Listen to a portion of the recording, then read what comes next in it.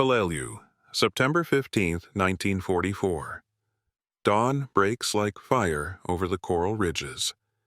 The humidity is suffocating, the air still buzzing with the echoes of naval bombardment. From the shattered limestone hills ahead, hundreds of Japanese soldiers of the 14th Division emerge in waves, bayonets fixed, their uniforms streaked with dust and sweat.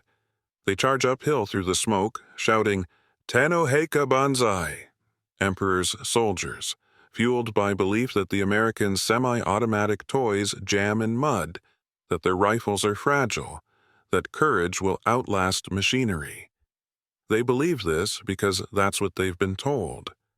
The Marines of the 1st Division are waiting behind the ridge. Their helmets blend with the coral, their rifles glint faintly in the rising sun.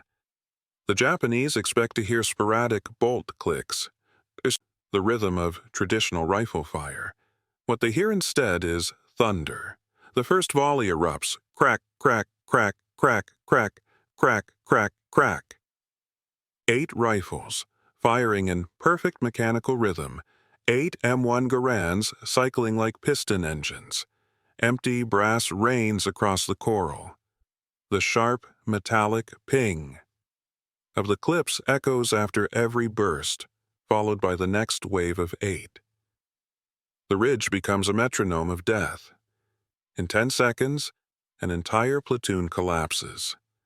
Some dive for cover, others freeze in disbelief. The Garands don't stop. The Americans aren't lifting bolts. They're firing, reloading, firing again. Each Marine delivers 40 rounds a minute, twice what the Japanese thought humanly possible. A sergeant shouts, "Keep it coming!" The firing line reloads almost in unison, fingers sliding fresh clips into the breech. Ping, slap, fire again. The Japanese advance falters. Officers scream for another charge, but the wall of bullets shreds it before it forms. The sound isn't a battle anymore. It's a machine. From the Japanese perspective, it's impossible. Their Type 38 Arisakas rifles fire 12 rounds a minute at best. Each shot demands a bolt cycle, a sight realignment, a new breath. Their doctrine worships accuracy and spirit. But here, spirit evaporates in seconds. When the smoke clears, the ridge is a graveyard. The Marines advance cautiously, rifles steaming from heat. The coral dust smells like burned metal. Among the fallen, a captured diary reads later, "Their rifles fire faster than we can think." In Tokyo, officers had called the M1 Garand wasteful, too heavy, too complicated, a weapon for lazy soldiers. On Peleliu, that illusion dies in 10 seconds. The Garand's ping becomes the sound of inevitability, not one rifle, but thousands, all built from the same molds, firing the same rounds, carried by men trained the same way. On that ridge, courage met the assembly line, and courage broke first. The Pacific would burn for another year, but from that morning onward, the Imperial Army would never again underestimate the rifle that fired twice as fast as their faith allowed. 10 seconds. One clip. One new world. Before the Pacific turned into a crucible of fire, the Imperial Japanese Army held a deep conviction that war was not a contest of weapons, but of spirit. Their doctrine, shaped by the Russo-Japanese War and decades of imperial ideology, placed faith in the soldiers' willpower, discipline, and precision. Technology was secondary. Every Japanese infantryman carried a Type 38 Arisakas rifle, introduced in 1905, long, heavy, and slow, firing a 6.5mm cartridge that barely changed in 4 decades. The weapon was reliable and accurate, but utterly outdated by 1941. Yet the generals saw no reason to change. They believed that moral superiority, the seishin, the spirit of the warrior, would overcome material inferiority. In training manuals, the Arisakas was praised as sufficient for all conditions. Officers told recruits that America's automatic weapons made soldiers soft, wasteful of ammunition, and lazy in battle discipline. The bolt, they said, is the true test of a soldier's calm. To them, pulling a bolt after every shot was a ritual, a reminder of control and composure. Across the Pacific, the Americans were having the opposite argument. In the late 1930s, many in the U.S. Army resisted the adoption of the M1 Garand, calling it too heavy, too complex, too expensive. Critics said semi-automatics were for sportsmen, not soldiers. Even General George S. Patton, before seeing it in action, was skeptical. Then came the first field tests. Soldiers armed with the Garand fired twice as many rounds per minute as those with bolt actions, with the same accuracy. Patton reversed his opinion instantly, calling the M1 the greatest battle implement ever devised. It wasn't romantic or elegant. It was efficient, and efficiency was about to become lethal. The Japanese didn't understand that yet. Their army still trained for bayonet charges, night infiltrations, and morale-based warfare. Each infantryman carried only 120 rounds of ammunition, loaded in 5-round stripper clips. Squad tactics revolved around the light machine gun, not the rifle. The rifleman was meant to support, not dominate. The Americans saw things differently. The Garand turned every rifleman into a source of suppressive fire. With 8-round unblock clips and gas-operated cycling, the rifle could unleash 40 to 50 aimed shots per minute. That was not just innovation, it was doctrine rewritten. To the Imperial staff, this seemed impossible.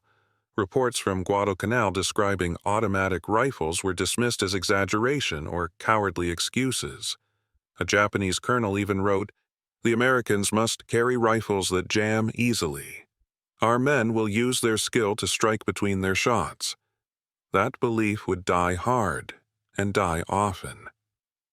By 1943, the Japanese faced an opponent whose average infantry squad produced 3 times more firepower than their own.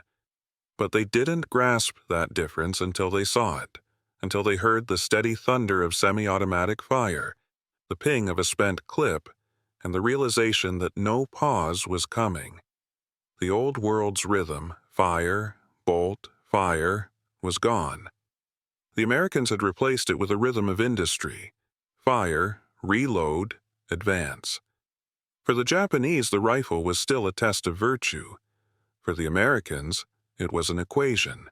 And equations, once solved, don't argue back. In 1936, behind the red brick walls of the Springfield Armory in Massachusetts, a quiet revolution began. Rows of machinists stood before lathes and milling stations, turning raw steel into geometry. Gauges clicked, shavings flew, blueprints were checked with micrometers.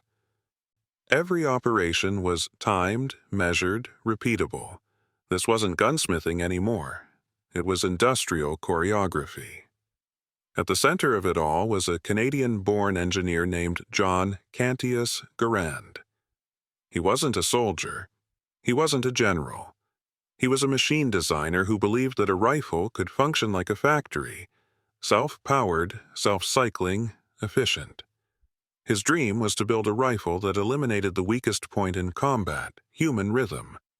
It took him 2 decades to solve the equation. The M1 Garand's heart was a gas-operated piston system, using energy from the fired cartridge to cycle the bolt automatically. No hand motion, no lost seconds. 8 rounds loaded on a single clip, each shot chambered faster than a man could think. When the Army finally approved it, the industrial challenge began. Making one Garand was an engineering triumph. Making millions required a national machine. Springfield engineers designed custom jigs, gauges, and inspection tools so that every rifle part was interchangeable, a revolution in small arms manufacturing. By 1941, Springfield and the Winchester Repeating Arms Company could produce 600 Garands a day. Within 2 years, that number tripled. The rifle became an assembly line masterpiece, a precision instrument built by factory girls in Massachusetts, by union workers in Connecticut, by mechanics who would never see the front but whose fingerprints sat on every trigger guard. The Japanese took the opposite path. Their rifles came from arsenals at Nagoya, Tokyo, and Kokura, where craftsmen hand-fitted every bolt and sight. Parts were numbered to match specific rifles. Interchangeability was almost non-existent. Wartime shortages forced corners to be cut, soft steel, wooden butt plates, uneven machining. In 1944, the Imperial Army was still building rifles the way it had in 1914. The difference wasn't just production, it was philosophy. In Japan, craftsmanship was spiritual. In America, it was procedural. One Type 38 rifle could last a generation, but it took hours to build. One Garand could be built in minutes and replaced in days. The contrast extended beyond the factories. The U.S. Ordnance Department created supply chains linking every rifle to its ammunition, parts, and armorers. Broken rifles went into field depots, were rebuilt, and sent back within weeks. A single battalion could maintain 90% of its Garands in fighting condition indefinitely. In the Pacific, that meant continuity, a constant hum of firepower supported by an endless stream of parts and ammo crates stamped Cal 30 ball. Meanwhile, Japanese arsenals were cut off by Allied bombing and blockade. Each division had to guard its own ammunition as sacred, each rifle cleaned by ritual. The war had become industrial, but Japan was still fighting it as if willpower could replace machine oil. The Garand wasn't just a weapon. It was a reflection of the American system, where machinery replaced mythology. When it reached the front lines, soldiers instantly understood the difference. A Marine sergeant at Guadalcanal wrote home, "This rifle feels alive, like it wants to fight with you." John Garand's design turned individual soldiers into extensions of industry. Each trigger pull echoed not just skill, but process, the rhythm of the factory floor translated into battle tempo. The Imperial Army would learn what that meant soon enough, when that rhythm met theirs on the jungle trails of the Pacific. It would sound like thunder, and it would not stop. War doesn't lie when reduced to numbers. The math of infantry combat is brutal. How many men fire, how often they hit, and how long they can keep shooting before running dry. Courage fills the first few seconds. Math decides the rest. The M1 Garand fired 8 rounds in 2 seconds. That meant a trained rifleman could deliver 40 to 50 aimed shots per minute without ever taking his eyes off the target. The weapon's semi-automatic cycling cut away the wasted motion of bolt manipulation, the rhythm that defined every other army's rifle. The trigger reset instantly. The next round was ready before the echo of the last shot faded. The Japanese Type 38 Arisaka, elegant, sturdy, but slow, fired 12 to 15 rounds per minute in expert hands. Every shot required a bolt lift, pull, push, and resettle on target. Even the lighter Type 99 version, introduced in 1939, never exceeded that cadence. In a 10-man squad, that difference multiplied into dominance. A U.S. rifle squad armed entirely with Garands could pour out 400 rounds per minute. A Japanese squad with Arisakas could manage about 130. When combat shrank to 30 meters, and in the Pacific it always did, that disparity was fatal. But fire rate was only half the equation. The other half was sustainment. The United States could feed its rifles endlessly. In 1944, U.S. factories produced over 400 million rounds of 30-06 ammunition per month. Crates rolled down the same logistical highways that carried rations, fuel, and mail. In the Pacific, engineers built entire floating depots. Ships loaded floor to ceiling with rifle ammo, refilling divisions like clockwork. Japan's empire, by contrast, was starving. Its convoys were sinking, its factories shattered. By 1944, frontline Japanese units often received less than 30 rounds per man per day. Some were ordered to ration bullets until the final attack. The Garand was designed to eat. The Arisaka was designed to endure hunger. Then came accuracy. Despite its faster cycle, the M1 retained precision. Its gas system absorbed recoil smoothly, letting soldiers maintain aim during rapid fire. In tests, a Garand group at 200 yards could match that of any bolt action, but in half the time. When the first after-action reports from Guadalcanal arrived, U.S. analysts discovered something stunning. Rifle fire from Garand-equipped units accounted for nearly 60% of all enemy casualties in small unit combat. That wasn't marksmanship. That was mechanical saturation. Logistics completed the circle. Each rifleman carried 10 clips, 80 rounds ready, with bandoliers for another 48. Reload time, under 2 seconds. Japanese soldiers carried 25 stripper clips, 125 rounds total, but reloading required breaking aim and manually feeding 5 at a time. And when the fight dragged on, the Americans always had another crate of ammo waiting. Statistically, the Garand doubled an infantryman's lethality and tripled his psychological impact. Marines wrote in diaries that Japanese charges melted before reaching grenade range.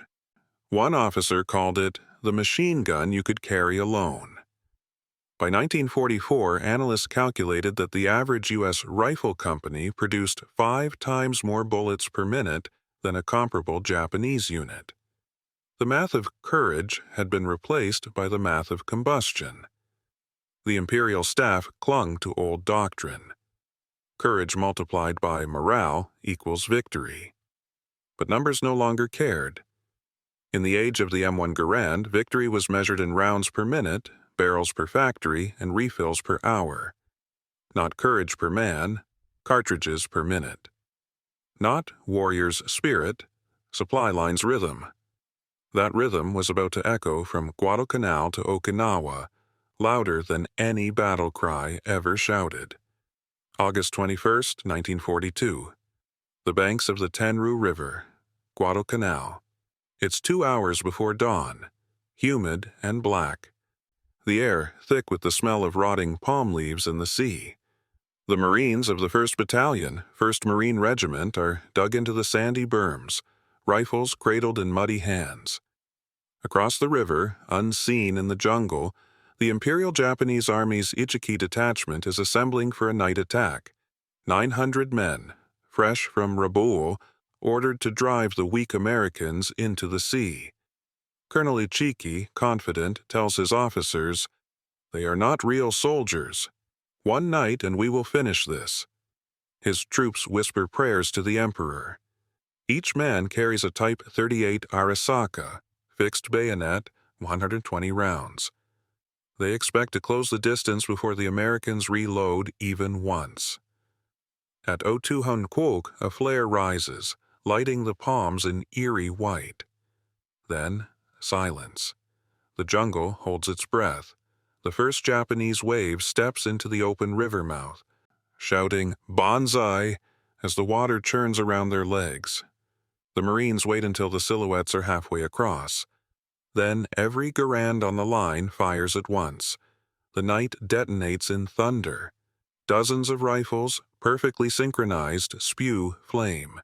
Each trigger pull releases 8 rounds in 2 heartbeats. The air fills with the whip of supersonic bullets. The metallic ping of empty clips rings out between bursts, followed immediately by another wave of fire. The rhythm is mechanical: fire, ping, reload, fire again. A sound the Japanese have never heard before. They expected a few measured shots, then silence for bolt-action reloads. Instead, the fire never stops. In less than a minute, the front rank disappears in the water. The second rank hesitates, then charges forward into the same storm. The Garands keep cycling. The river becomes a wall of splashes, screams, and ricochets. Sergeant John Bassaloni yells, "Keep that line tight." His men, trained for repetition, reload in unison. En-bloc clips snap into chambers with the same satisfying click that John Garand designed years before. The Japanese wade forward into tracers that cut through mist like lightning. When the attack breaks off after 20 minutes, more than 600 Japanese lie dead or wounded. 2/3 of Ichiki's force. The Marines have lost fewer than 50.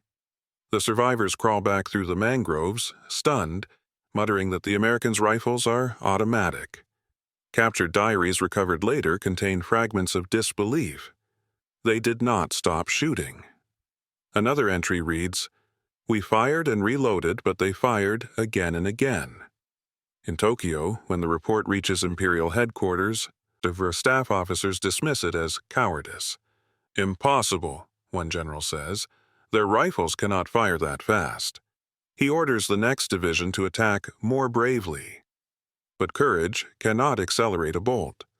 The Battle of the Tenaru becomes the first field proof of the Garands Revolution. American officers note how the semi-automatic fire shattered Japanese assaults before they ever reached grenade range. Colonel Clifton Cates writes in his log, "Their courage was useless against 8 rounds in 2 seconds." In the days that follow, Marines comb the battlefield. Dozens of Arisakas lie beside their owners, bolts frozen mid-cycle, sand clogging the action. The Garands, by contrast, are still clean, their gas pistons unaffected by the mud.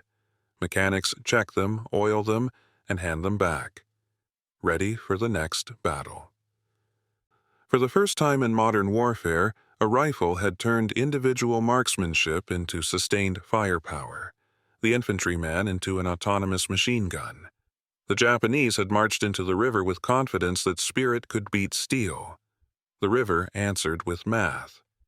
As the sun rose over the shattered palm trees, the Marines reloaded, stacked their empty ammo crates, and waited. The enemy would come again. The Garands would still be ready.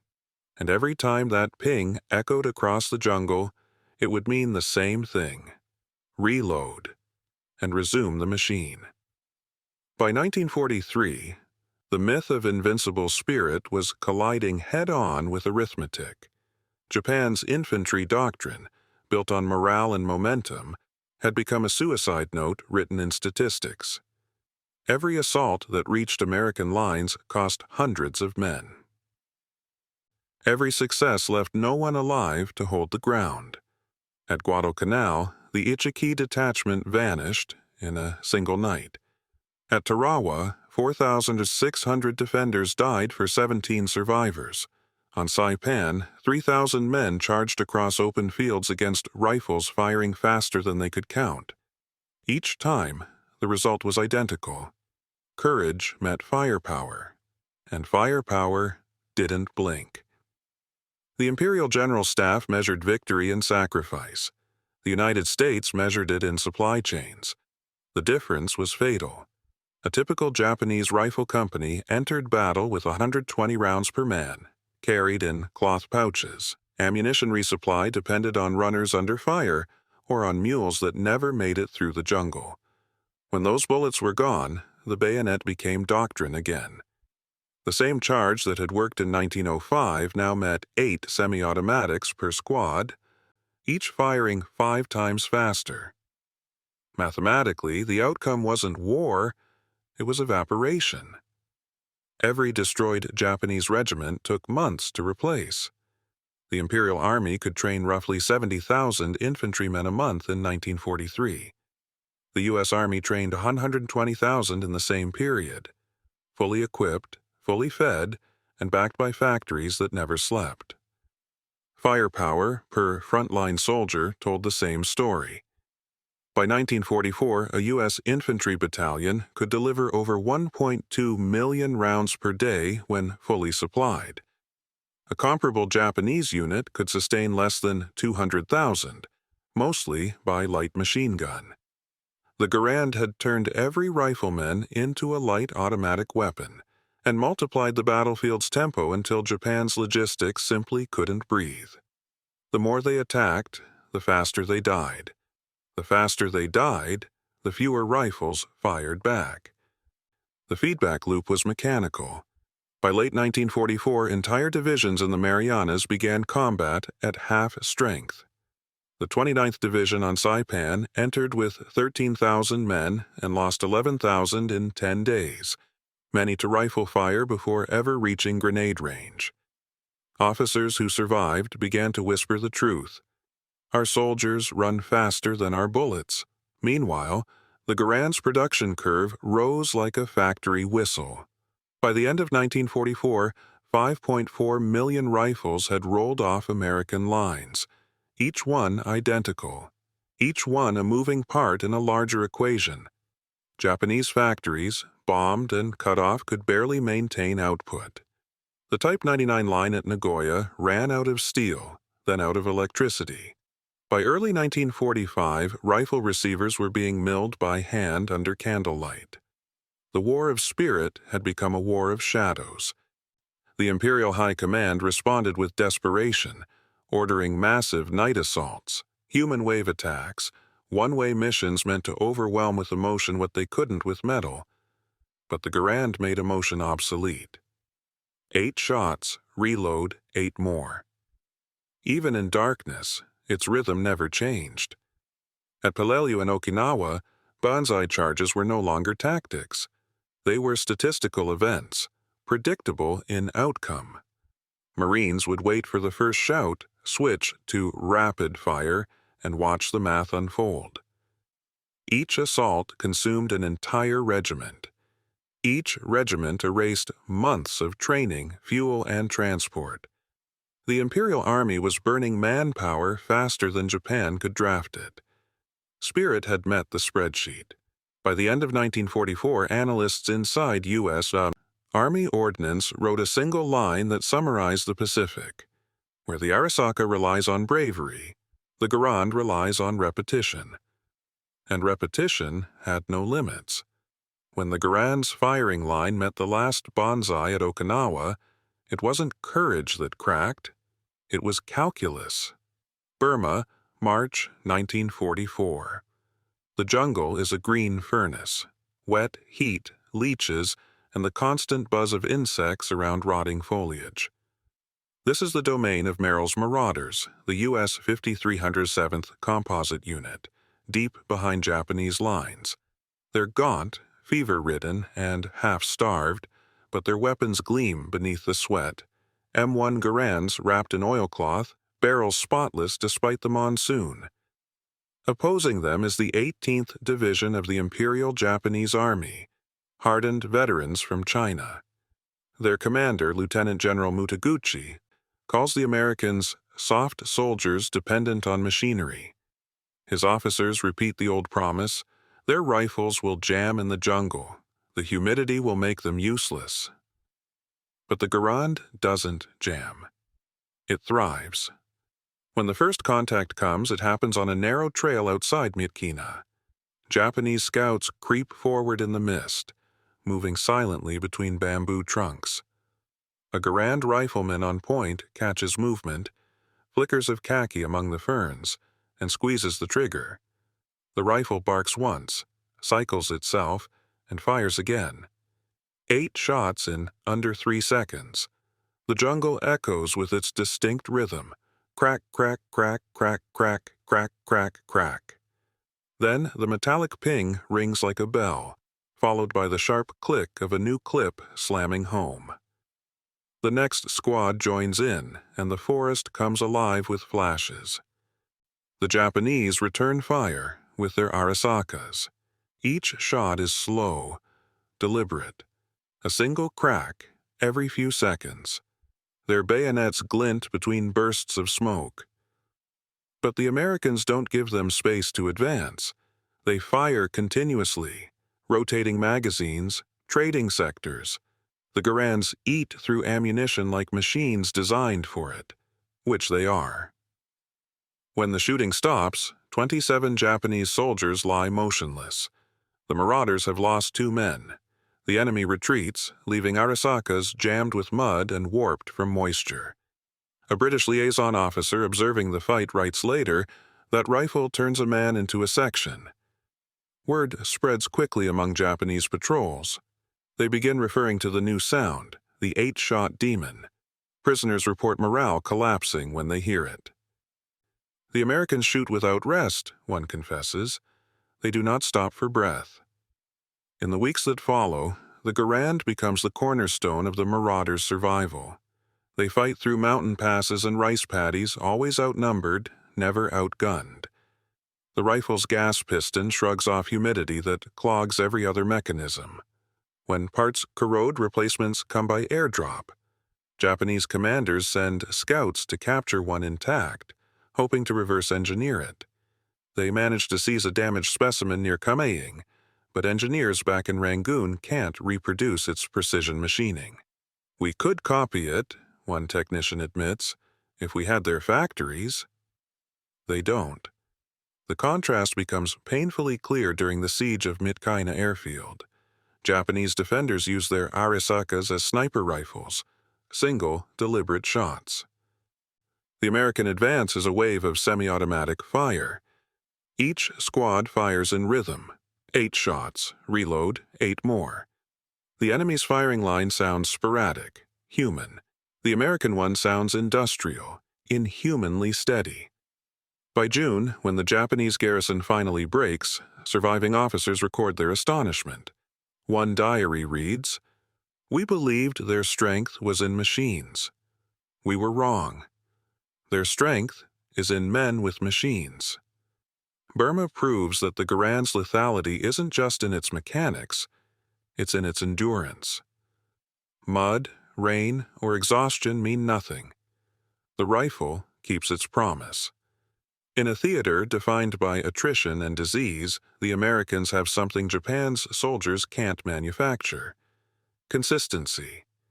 Every trigger pull is identical, every reload predictable, every malfunction rare. In the jungles of Burma, where courage and weather destroy even the best plans, the M1 Garand fights like a law of nature, unaffected by morale, terrain, or myth. For the first time in modern history, a rifle defines not just tactics, but tempo. And every time that ping echoed through the vines, it marked another second in a war Japan could no longer measure by bravery alone. Palayu, September 1944. The island looks like another planet. Blinding coral dust, shattered palms, and the smell of sulfur rising from the earth. Temperatures reach 115 degrees in the shade. Beneath those ridges and caves, 10,000 Japanese troops of the 14th Division wait in the dark, armed with Arisakas, grenades, and faith. Their commander, Colonel Kunio Nakagawa, promises that the Americans will drown in their own blood. He believes in the old formula: shock, ferocity, endurance, ease. The Japanese still expect the American line to falter, to pause between shots. It never pauses. When the first banzai charge erupts from the ridge, it looks like an avalanche. Hundreds of soldiers charging downhill with bayonets flashing in the sunlight. Marines brace in foxholes, Garands locked, belts heavy with clips. At 50 yards, the air ignites. 8 round bursts overlap into an unbroken roar. Each metallic ping of an empty clip is followed instantly by another shot, another reload, another Marine joining the chorus. Dust clouds rise around the ridge like artillery smoke, but it's only rifle fire, so constant it sounds mechanical. The Japanese keep coming, screaming, tripping over the bodies of their comrades, but the line holds. They fall before ever reaching grenade distance. The field below turns into a shimmer of heat and motionless forms.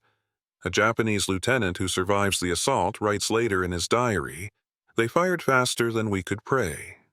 At Okinawa 7 months later, the same sound dominates the battlefield. Entire companies of U.S. infantry fire Garands in synchronized rhythm, the ping and crack echoing through the hills. For every one Japanese shot, 6 come back. In the caves of Shuri Line, the Japanese fight with nothing but discipline. They load 5 rounds, fire carefully, and die when the next magazine fails to arrive. The Garand's semi-automatic fire, steady and cold, breaks every wave before it crests. The Japanese army called itself an army of spirit. By 1945, it was an army of ghosts facing an army of factories. One Marine on Okinawa described it simply: "They kept charging, and we kept shooting until the rifle got too hot to hold." The Garand's gas system absorbed heat. Its wooden stock charred black, but the rifle never jammed. When a U.S. reporter toured the island after the battle, he found Arisakas lying everywhere: snapped bolts, rusted chambers, cracked bayonets. The Garands were still being cleaned, re-oiled, and reissued. They'd fought for 2 months without rest. Captured Japanese officers finally admitted what they had denied for years. The Americans' rifle wasn't fragile, it was unstoppable. One colonel told his interrogator, "It is as if every man carries a machine gun." That sentence captured the transformation. The Garand had turned the individual infantryman into a network of automatic fire, a moving wall of synchronized steel. The Japanese doctrine of single rifle accuracy and spiritual bravery had been out-evolved by an ecosystem of interchangeable parts and repeatable power. When the final banzai charge came on Okinawa in June 1945, it was led by the wounded and the desperate. They stormed into gunfire that never ceased. Marines and soldiers fired Garands until their shoulders bruised, then switched to carbines and back again. At dawn, the battlefield was silent, littered with Arisaka bolts jammed halfway open, bayonets bent, helmets perforated. The Americans had lost hundreds. The Japanese had lost thousands. The difference was not courage, it was tempo. The Garand's rhythm had replaced the drumbeat of the charge.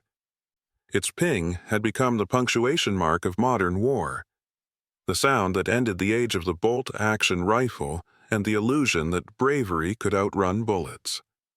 At Peleliu and Okinawa, Japan's greatest virtue met America's greatest invention. And virtue, though brave, had a slower trigger. By the summer of 1945, the numbers told a story that no general could rewrite. Japan had lost more than 1.5 million soldiers in the Pacific, most to infantry combat within 300 yards. Over half of those deaths came from American small arms fire. Not artillery, not airstrikes, rifles. The M1 Garand had changed the tempo of war itself. In every engagement, from the Tenaru River to Okinawa's Shuri Line, it multiplied the volume of American fire until the battlefield sounded like machinery. Where Japanese tactics demanded personal bravery, the Garand demanded only one thing: repetition. It was more than a weapon. It was a philosophy cast in steel. The M1 Garand represented the industrialization of courage. It mechanized what used to be a moral act, the decision to fire, and turned it into a reflex sustained by supply lines and standardization. A Marine didn't need to think about rhythm. The rifle provided it. He didn't need to worry about reloads. They were built into the design. Every soldier became a cog in a wider system, predictable, efficient, and unstoppable. By 1945, the U.S. Army's frontline riflemen could outshoot and outlast any opponent on Earth. 5.4 million Garands had been built. Every part was interchangeable, every rifle identical. The same gas system, the same bolt, the same sound. Millions of weapons firing as one mechanical chorus across 2 oceans. The Japanese soldier, by contrast, stood with a weapon built in reverence to craftsmanship, not replication. The Type 38 and Type 90 Arisaka were handmade in a world that no longer had time for hands. They were rugged, but they belonged to another century. When historians studied captured Japanese rifles after the war, they found scratches of pride on the stocks, hand-carved names, slogans, prayers. On American Garands, they found serial numbers and proof stamps. That contrast was the war in miniature: identity versus infrastructure, soul versus system. On the battlefield, those philosophies met. One fired 5 shots, one fired 8. One fired slowly, one fired constantly. The result was measured in seconds, and in seconds, lives were decided. Captured Japanese diaries revealed a haunting pattern. Soldiers didn't describe the Garand as a rifle, they described it as a force. It fires by itself. We cannot advance. The rifles are endless. To them, it wasn't men they faced. It was the echo of America's factories reaching across the ocean, and that's exactly what it was. The M1 Garand embodied an equation that defined the 20th century. Production ace training, ex logistics ace victory. For the Imperial Army, the rifle was the final truth. It proved that no amount of spirit could change the mathematics of industrial warfare.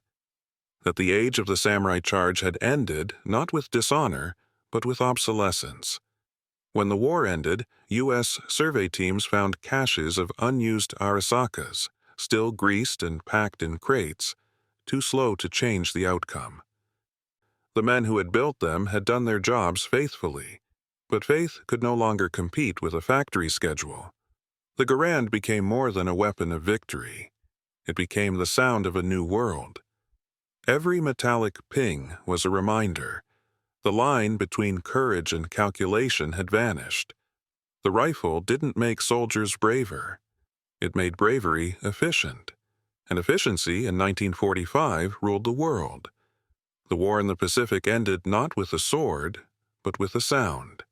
That unmistakable metallic ping echoing through jungles, coral ridges, and ruined cities. It was the sound of the old world being replaced by something colder, faster, and permanent. The M1 Garand had proven a simple truth. In modern war, the side that fires faster, feeds longer, and repairs quicker always wins. It was the first rifle to make the human trigger finger irrelevant, to turn willpower into velocity. When Japanese soldiers first faced it, they mocked it as clumsy. When they fell before it, they called it demonic. And when the war ended, they studied it with awe. The same engineers who built Arisakas later admitted it was not the rifle that defeated us, it was the nation that could build it forever. The Garand didn't just change battles, it changed expectations. Every army that came after would chase that same rhythm, the seamless line between man and mechanism.